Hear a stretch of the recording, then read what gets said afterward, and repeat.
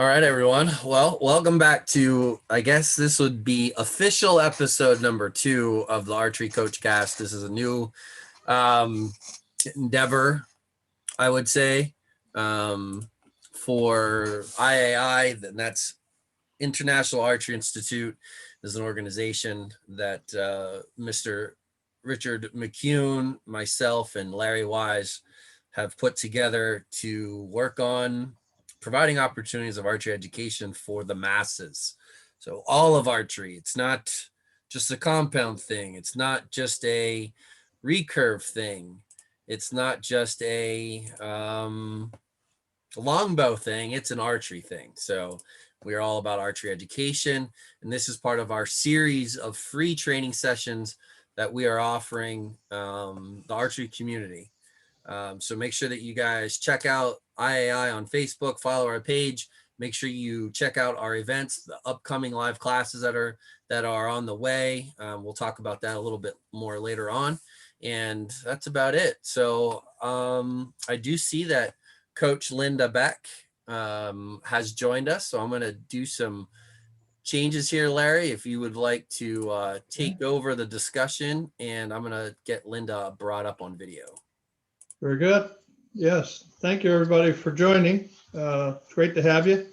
And as Frank said, this is a free session talking over topics that are important to archery, all of archery. So last week, if you tuned in, we talked about holding position and significant features of that, particularly shoulder line and how your holding arm is aligned from a top view, holding arm aligned with the arrow.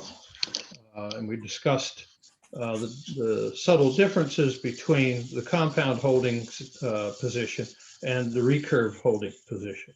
And Frank always illuminates the topic with what he knows about barebow and how that is also a little bit different. So that's what we were doing last week. And that pointed a need to discuss, once you get to holding position, what dynamics are at work. So what happens physically, internally, externally, and what we can see, what we can't see. And so that's the point of today's discussion. Linda, welcome. Good to see you. Yes. You're good. Can you hear me okay? Yeah, we hear you Yeah. great. Thanks for joining us, Yeah. Linda. We really Okay. appreciate it. No problem. Way out in Minnesota, Yeah. land of the palm trees and sunny beaches.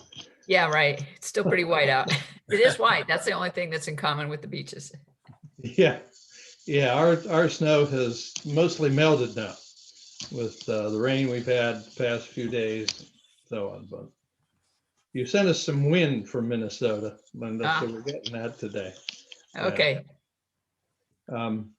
Coach Linda and I, for those of you who don't know, worked very closely together for 5 years on the National Junior Dream Team. Linda was the head coach. I was assistant. We had 4 or 5 other really good assistants to work with us also. We had what I think was a very successful program. Wouldn't you agree, Linda? Yes, and in fact, for those of you that missed it, on Saturday was the finals of the World Archery Indoor Series, which was done virtually. And the team was Team Hotshots, created by Brielle. She's from Lancaster Archery, only 14 years of age. Yep. And 2 of our former Junior Dream Team members, Cole Zoig and Sawyer Sullivan. And they drew the #1 team, Chris Schaff, Rio Wild, and Linda Ochoa Anderson. And you can watch it on World Archery. And they just about took them down. All right, yeah. I've had the pleasure of shooting with Brielle. They shot awesome, and they had no fear to go for the bonus 12 ring. Excellent. That's awesome. Excellent. Yeah, way back when Linda and I were tasked with writing a national training system for compound, we know there was people out there that were some good shooters that were saying, well, what do they think we're going to change? And our line was, no, it's not about you, it's about your replacements. And so the replacements are showing up now. Oh yeah, the look on Chris's face when Sawyer drilled the 12 was precious. Yeah, well, that's good. Yeah, and I didn't see that part. I did watch some professional bowling yesterday. I'll have to tell you about that and how that fared out. It was very interesting. The form transfers, certain elements of the form transfers from archery to bowling. So we can talk about that. Absolutely.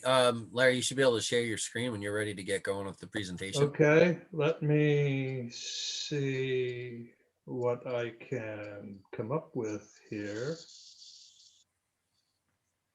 Gotta get my file up from PowerPoint.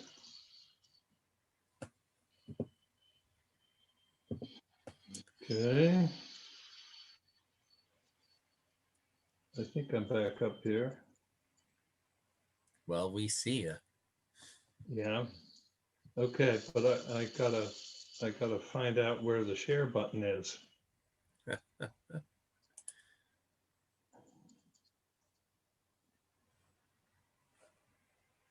No. I think you have to, once you click, you should be able to click share, no problem. It's that green button at the bottom. At the bottom, yeah. Yeah, if I can. You might have to, you know what, if you, did you minimize your screen by chance? Yeah, I got it back up, but the share button's not highlighted. Oh, let me take a look. Maybe I made a mistake there. Let's try that again.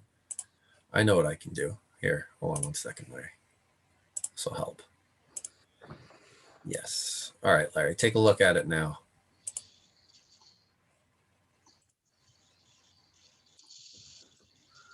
Yeah, I just have up.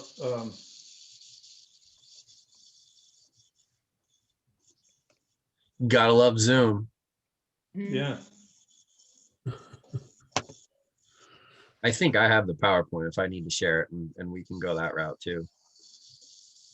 Yeah, yeah, and I practiced doing this. Now now all I have is your picture up. Really? Yeah.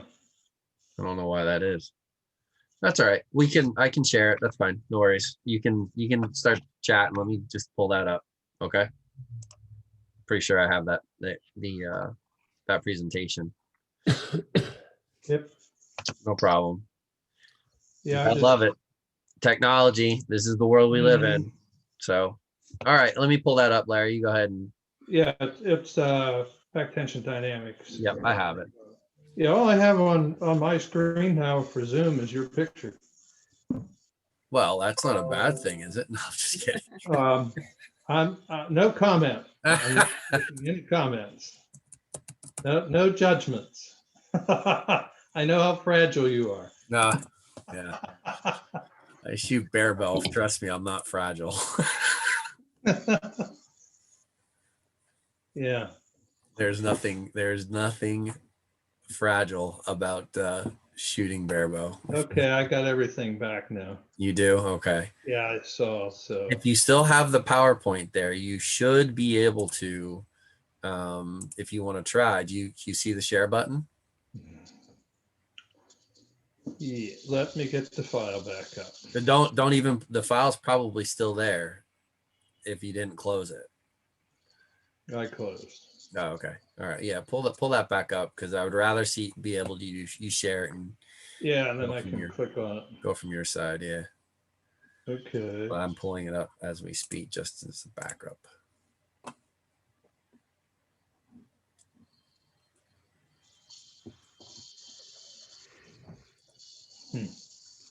Now.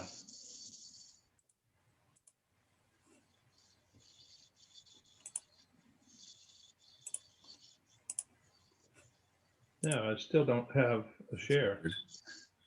Would this be the one you're talking about? Yep, dynamic, back tension dynamic. Yep. Yeah. Well, let's roll with it, man. Mm.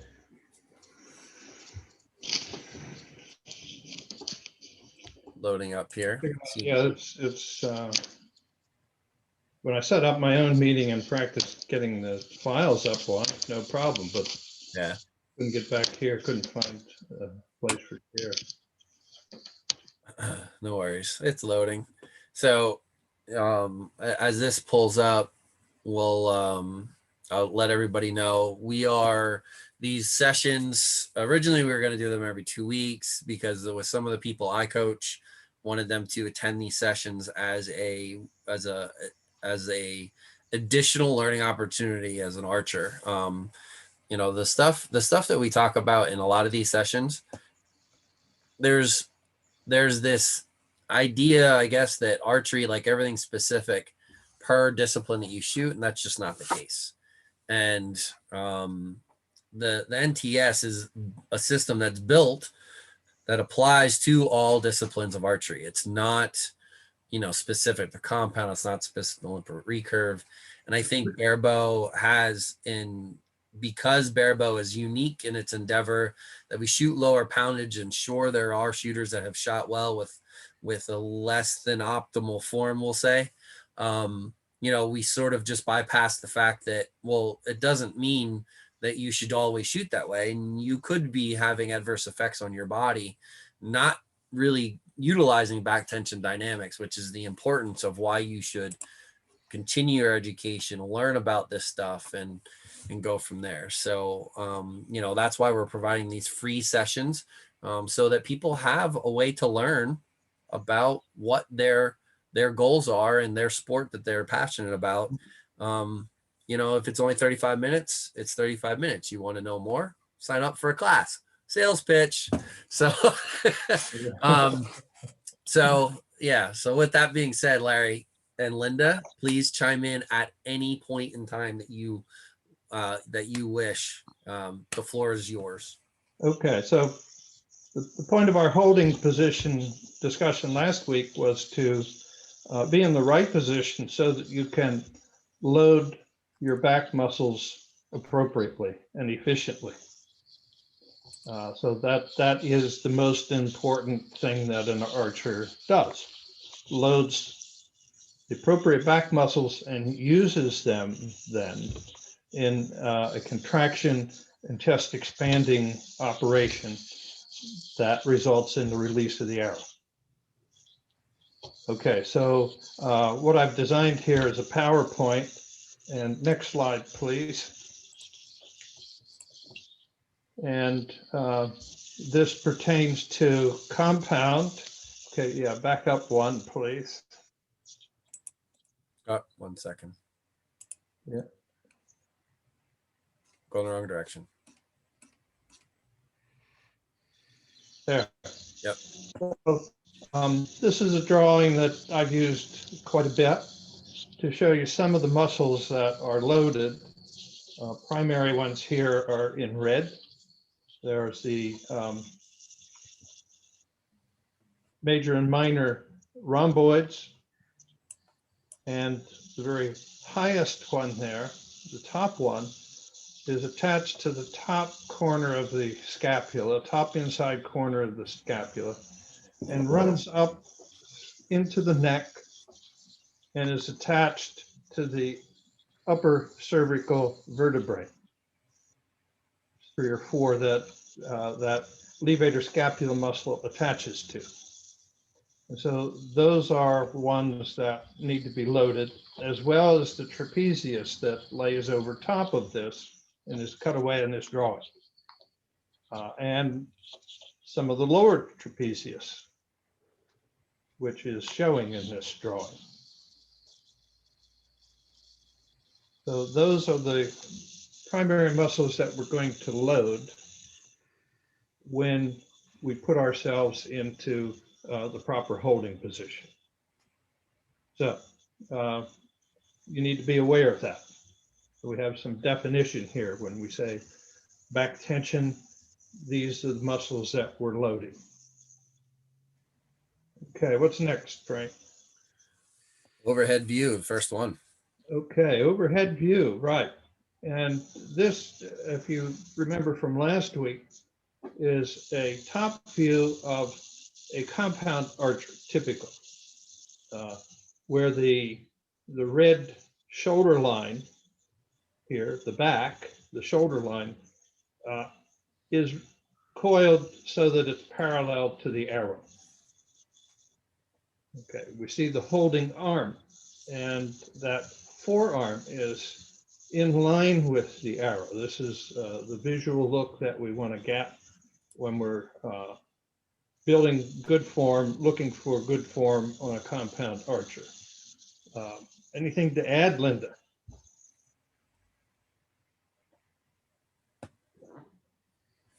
Yeah, I think you're on mute. I think we lost her. No, I think she was typing. Let me look and see if it somehow. Okay, I asked to unmute. I so think, we'll, yeah, you're good to go, Linda. I'm good to go. Okay. So a couple things to add, and not particularly to exactly what you just said. One of the opening remarks that Frank made, where we see people with what we would call less than stellar form, but are very successful. Mhm. Keep in mind that many of those people, that's their livelihood. So they're shooting high volumes, therefore they can repeat. They have a lot of movements that, I start my video again. Yeah, sorry about that, Linda. I think it just turned it off for some reason. Yeah, it's on now. Yep, you're good to go. Okay. So one of the things that I lead with is that they can, somebody that has less than ideal form, keep in mind that that might be their career and their livelihood, and that they practice so much that they can repeat, because you can really shoot any bow any way you want as long as you can do everything exactly the same every single time. What we're teaching here is how to use a method that leverages your skeletal system in your body such that, in honesty, you can practice a little less because you're being the most efficient. So that's one thing to keep in mind. To the comment that someone said about teaching young archers, I had the good fortune of participating in the United States Olympic and Paralympic Committee's National Team Coach Leadership Education Program. And I have learned some things that you can use to CUE, young archers, to get them to do this without the lengthy explanation. If you haven't read the book by Nick Winkelman, The Language of Coaching, I highly recommend it. That's where this comes from. And I could do a whole session on this, but maybe if we have some time at the end, I could show you some things real quick. By the way, I wasn't quite prepared for this morning, so Yeah. I'm happy to join. We surprised Linda because we had talked about it, but I think originally there was a scheduling conflict. But you know, Linda has, and just to interject quick, Linda is joining IAI as a coach on both the live form classes, and I'm sure, and I have a feeling as we're having this discussion, like my wheels are going. There's going to be other class opportunities that would absolutely carry over to coaches across the country and the world. And Linda, that might be one of them, is teaching younger kids, you know, the steps without making them uninterested in the 11 steps of the NTS. You know what I mean? Yes. We definitely could. That's a topic that would help coaches across the country for sure. So go ahead, continue, please. Thank you. okay, so you can tell that I'm a mathematician because on this drawing, I've labeled the points of interest here like we would a drawing in geometry class. If you remember geometry class, then we have some angles labeled. Back at the holding elbow, there's angle number 1. At the drawing holding shoulder, there's angle number 2. And at the bow shoulder, I've labeled angle number 3. So I did that so we could refer specifically to them in this drawing. And so in holding, the text here that's showing in yellow tells you that we've reached about 95% of the holding effort stored in the back, loaded into the back, and in those muscles that we showed previously. Okay, next slide there, Frank, please.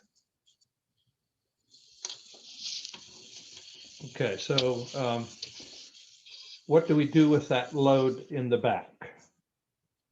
Well, we contract it just a little bit more. Will there be visible motion? Maybe not. Maybe not. It's a micro movement if it is. Okay, next. Okay, so contracting a muscle shortens it.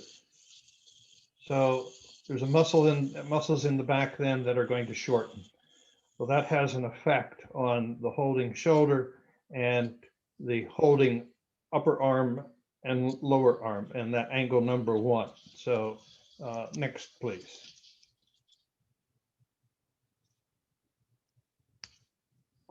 Okay, so muscles in the back shorten on your holding side. And so what happens here, point EH, your elbow, is going to have a rotational force on it. It might move enough that someone could visually see it. It might not be visible, but the force is there because you're shortening muscles in the back. Also, angle number 2 will open. It will get slightly bigger. Again, this might be visible, might not be visible. It's micro movement, but those are the forces at work. Okay, next slide, please. So from this view, the elbow, then the holding arm, is going to move not in a horizontal plane, but in a plane tilted downward. That's how the shoulder functions. And so when the release occurs, follow through then brings that elbow down and around, as indicated here by the arrow. So just so you're not trying to do something impossible and get that elbow to rotate in the horizontal plane. So down and around is how we'll see the follow through. Anybody need to add anything here? Okay, then we can hit the next slide. The only thing I would like to comment on or question, there's, even with last week's discussion, there was some discussion about this diagram in relationship to the alignment of the barrel of the gun to recurve. Yeah. And I think that, you know, that's something that we should discuss and mention. Linda, it looks like it automatically muted you, so I asked you to unmute so you can talk about it. Yeah. So when Larry and I answered that question on Facebook. So when Larry and I wrote the national team, the NTS for compound, Coach Kiesigly challenged us on this. And so we had someone that's a PhD, and I can't remember what it's called, but they understand the forces on the body. And so the math was done on the position that you see on the screen right now and the conventional, the recurve, which looks more like a triangle, where the red dot where the arrow is would be over more. The difference is the other red dot, the bow shoulder dot, because the compound breaks off to a lighter holding weight, and we use the World Archery Max is 60 pounds and actually use 50% let off, which nobody's at 50% let off anymore. They're all at 65, 70 and more. The difference in the stress on the bow shoulder, the red dot on the bow shoulder, was insignificant, like tenths of pounds, insignificant difference on the stress load of that shoulder. However, this position with a recurve, the difference in that load is significant. So you are risking the bow shoulder to be in this position with a recurve. Right. Where you're at is substantially more. Yeah. You're holding peak weight with the recurve. Yes. So we have to move that bow shoulder SB toward the arrow Yeah. toward the arrow itself, and so that we have a straight line from SH through SB out to the bow hand B. So for compounds, we taught that this picture here, that's our minimum standard. If they can achieve the recurve form, that's fine. Yeah. That's fine.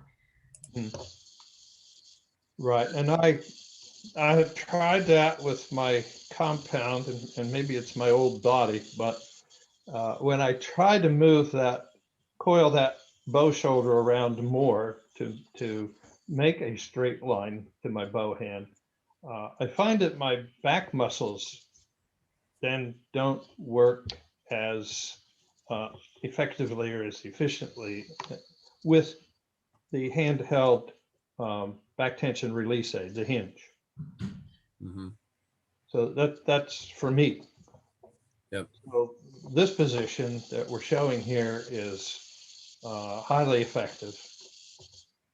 And so that's why we use it for our example. Yeah, and I just want to reiterate too, because I have a significant barebow following, and in regards to that, we see a ton of barebow shooters in this position.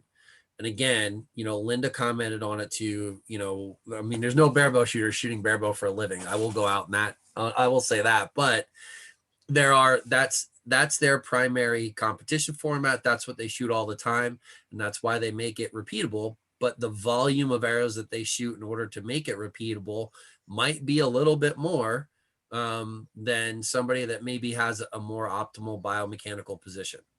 And also, you will notice, and I've noticed it when I look at barebow shooters more than I care to admit sometimes. And I watch multiple forms, and I see when people are making form changes, and I'm talking higher end shooters. And I will tell you that when you start to see that their form isn't quite the same, it's not that they can't shoot their local clubs or certain events at a high level with less than optimal form. They're going to. But what I've always said, and it doesn't matter whether it's Olympic recurve, compound, or barebow, it's those moments of high personal value when the kinks in the armor start to come out. And Lord knows that you can shoot high scores. But the other thing that we don't think about is what's the long-term effect going to be on that draw side shoulder then?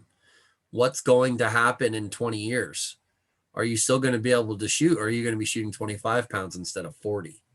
And those are the things that why the NTS is so important is that there's an injury prevention component to these positions and using back tension. And that's the important part, in my opinion, both with new shooters, kids, and even as adults trying to fix those inefficiencies so that the longevity of your ability to shoot is more important to me than the scores that you're currently shooting just because it happens to work for you. And just to reinforce that a second, what Frank is saying, the operative term here, and the one that's used in the medical field is repetitive. So the disorder that one gets in a joint, which is improperly used along with the other joints and the force that's put on it, it's called repetitive motion disease. And that doesn't take, it doesn't take a lot of pressure. A person typing in the wrong position, you're thinking, here you're typing, that's no pressure at all. But repeat that year after year for a while, they're going to end up with carpal tunnel disorder. It's just a matter of time. So if we do these things properly as being suggested here, whether it's with a compound that gives us a lot of leverage in terms of reduction of the force, repetitive is what is held in question. So if we learn to use our bodies correctly with the equipment, the repeating it is not going to destroy the shoulder, the wrist, the elbow. But if you don't do it correctly and you do it long enough, then my friends in the medical field make a lot of money, doing that. Yeah, yeah. Okay, next slide, please. So we talked about movement. It might be visible, might not. So the lower part of the drawing here, you can see that the elbow changes position. It might be visible, but it might not be. It might be that small you won't see it. But that force is there. And so these angles are changing. Angle 1 is shrinking. Angle 2 is growing, expanding just a little bit. Okay. And so what's happening across the chest? Well, the chest, if allowed, will expand. Of course, if you hold your chest tight, then it won't expand and you're working harder than you should. So back is contracting, chest is expanding. So, and we get that when we set up the proper holding position. That was the importance of last week's discussion. So now the handheld release aid at point R, the back tension hinge style release aid functions when the handle rotates relative to the head of the release aid. This rotation is micro, very small amount. And you can see here that the force on the elbow that rotates that elbow, or in National Training System, we talk about the land 2 spot on the back part of your upper arm. As that position changes, your hand is affected at point R, and the release aid handle, the hinge handle, rotates a micro amount, and that discharges the arrow.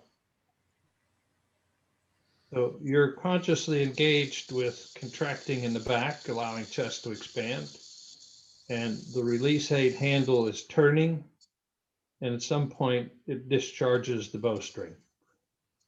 And you are consciously not aware of that point in time because you're engaged with contraction in the back or thinking about chest expansion. So that's a surprise release. But again, correct body position is what we have to establish first, and then engage further in the physics of back contracting, chest expanding. Yeah. Can I mention about the ratio of movement? And that was a significant point in my learning process when taking my level 4, and understanding that the 2 millimeter that we talk about in Olympic recurve, that ratio of movement to move the arrow point, that small space, is not significant.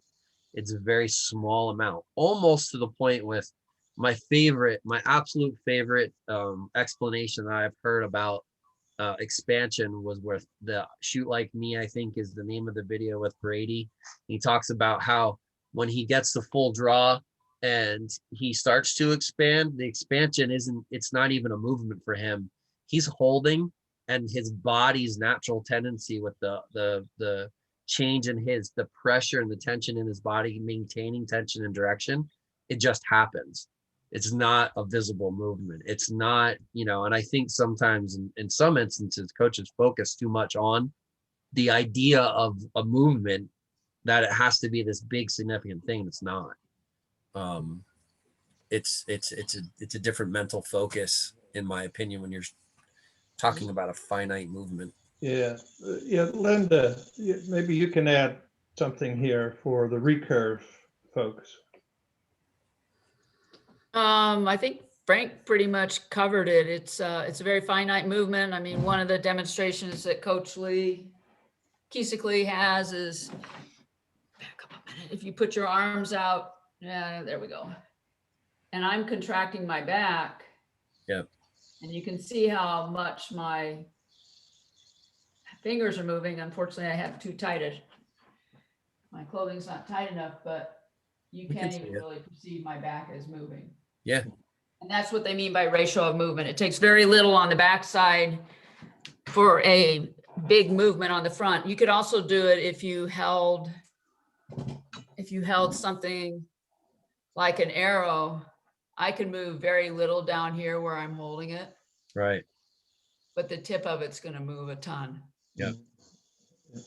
Yeah. The important step in order for that to happen is to get to full draw with proper alignment. It's when you're unable to get to proper alignment and a good body position. If you're shooting and your elbow is, and I don't know if you guys can see me or not, but your elbow is outside of the arrow. If your elbow's outside of the arrow, you're not getting into your back. It's not happening. And be sure, again, like Linda said earlier, if you continue to shoot a specific way and shoot a volume of arrows that get you to the point where you're shooting it repeatedly, you might do it great. It's not that, but it's that moment when if you're a bow hunter and you have an absolute giant standing in front of you, or you're on the stage standing next to Larry while shooting at the Lancaster Archery Classic, or wherever it could be at the World Games or one of the a major competition, and Linda's standing there and you're watching this happen. It's those moments, and those are the reasons why you pursue this alignment, why you pursue using your back in this capacity to make you a more consistent shooter for a longer period of time. We have a question here if you guys want to take a look at the chat from Mario. Should I focus on tension or on direction? I know what this answer is going to be. I can track my back in an isometric way and nothing will move at all whatsoever, but I think that's not ideal. Linda, why don't you touch on the so I have one that I use all the time with people, okay, to answer his question. Yeah. So if I ask people, everyone that's there sitting, to take your fingers and come up and touch your shoulder, everyone agrees that's a bicep curl and the bicep is moving my hand up. But I am thinking of direction and movement. Now I challenge you to put your hand out here and by intent, tighten the bicep to bring it up. Focus on the bicep contracting. You will all find it's very hard to move. And if you really focus on the bicep contracting, research studies have proven and shown, focus on the muscle, the opposite muscle, the tricep, will also contract at the same time. So focusing, even though we are talking about back muscles and back tension, which by the way, I'm well known for hating the word back tension because it implies just tightening. It is wrong. It is dynamic back movement. You want to try to move. And so I'll give you a little hint here that from my coaching thing with Nick and the cues, if I put a piece of tape on the archer's draw shoulder, scapula, and I put a piece of tape on their spine, this has worked very well for me. And I tell them, take the piece of tape on your scapula, the piece of tape I put on your shoulder, and move it closer to your spine. Boom, they're doing back tension because they're not focused on muscles. They're not focused on direction. They're focused on this external cue, a piece of tape, move tape on shoulder closer to tape on spine. You'll be shocked at the results you will get because they're not focused on muscles. It's called external cueing. When you focus on something away and further away, it works much better than telling your body exactly what you want to do. Internal cues don't work. And the description that Mario just made, that's called internal cueing. It's ineffective. So it's direction and motion. Oh, you're going to burst some bubbles in the Barebow world, Linda, with that. You are going to burst some bubbles. Oh, that's good stuff. That might be a topic of discussion for a later time. Lots of topics. So do you want next slide, Larry? Pardon? Next slide. We're already 45 minutes into this bad boy. Okay. Yeah. Quick. If there's one more. Yeah. Yeah. Just more words. Yeah. Which we've discussed. Yeah. Yeah. I think that's it. That's the last one. Yeah. All right. We made it through it. It only took 45 minutes to get through like 10 slides. Yeah. Well, you talked too much at the beginning. Oh, right away. Right Yeah, away. It's my fault. I see how it is. that's good. Let's see. I saw comments. Completely concur. That's how we teach Tai Chi. Linda, you're amazing. We'll let you know that. Yes. Let's see here. Should I focus on tensions? The tape exercise is a fantastic idea. Thank you. Okay, good. Anybody have, before we shut this shindig down, anybody have any more questions, comments, anything that you want to put out there? We'll probably give you guys a couple more minutes here, and then we're going to pretty much be done. Make sure while we're looking for those messages, you can go to the International Archery Institute on YouTube. You'll be able to watch this there. I'll be uploading this as part of our podcast. The audio version will be available. We hope to do a more specific podcast in regards to everything archery, not just coaching stuff, but, we have, Doc, I'm going to ask you to unmute here real quick. We're going to look at having some topics, and Doc, I'd like you to just mention some of the people that we are going to work with that you are personal friends with and have worked with in the archery world. Well, there's just a number of people. Some people may know Byron Ferguson, who's a well-known longbow shooter and also a bowyer. He's just a top-notch person, and he and I have done a lot of flight shooting together. And let's see who else. Paulo. Perhaps some of you have read the little book that Paulo Coelho, a Portuguese philosopher, has written. When he wrote it when he was in Brazil, he's back in Portugal now. It's called The Way of the Bow. We're trying to get him for an entire program.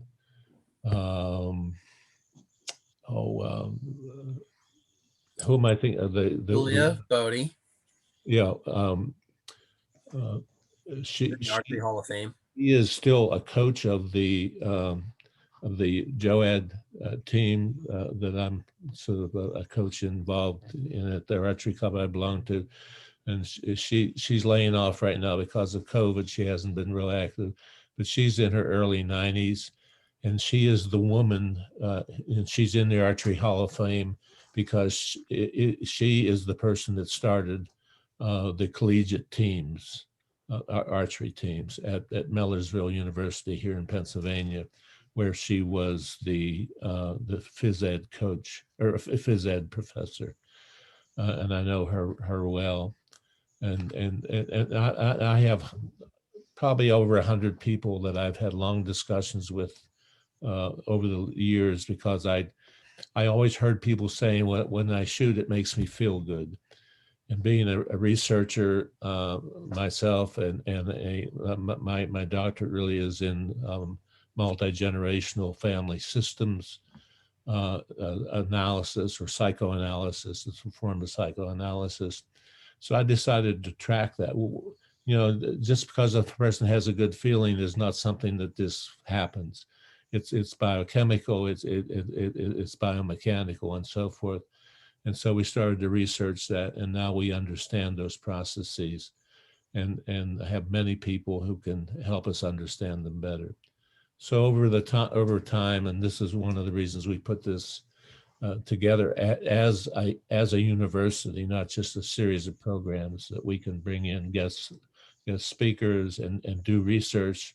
We're continuing to do research in 3 or 4 different medical schools on the process and so forth, so we can understand this better. Yeah. There's a lot of good fun doing it as well. Definitely. Thanks, Doc. Appreciate it. Appreciate all that. And we'll go from there. Looks like there's a question from Mario, just asking about if we'll find some info and some of the pictures and more about your book, Core Archery, Larry. Well, those pictures aren't in my book, Core Archery. Yeah. Or in the DVD. So I've developed these pictures just after Linda and I wrote the National Training System in 2014. Yeah, but So, you know, you have some other stuff coming, mhm. some other writings that are coming, and you know, Email me, I can send you this PowerPoint, or we can post it up and have it available. well, they're going to be available right here on this video Yeah. for the Archery Coach Cast, so it's Mhm. fine. They can access it right from our YouTube page too, Yeah. as well. So, Linda, where can people follow you or see what's going on with you? You want to share? I have a Facebook page, Coach Linda Beck fan page. I have Instagram, Archer LB, and a website, Coach Linda Beck. Yes, and Coach Linda Beck was influential in me in taking my level 4. I appreciate your critique and direction. She does not part words. She tells you exactly how it is every time. If that is the type of coach you want, she is the one you want. I can guarantee you that. I have nothing but admiration for both of you. Larry's my mentor coach directly, but Linda, you have been very influential in everything that I do. I appreciate you a lot. So Thank does you. Archery. So thanks for joining us, everyone. This will conclude this week's free archery training session, whatever you want to call it. It's really just a podcast for Archery Coach Cast. And I ask all of you to visit our Facebook group, like our Facebook page. I highly, highly, highly recommend taking a form class and getting involved in our series of classes. Yeah, we're starting a form class on next Tuesday night, the 9th. Is that what I think that's what we put on the schedule. I do believe so. Yep.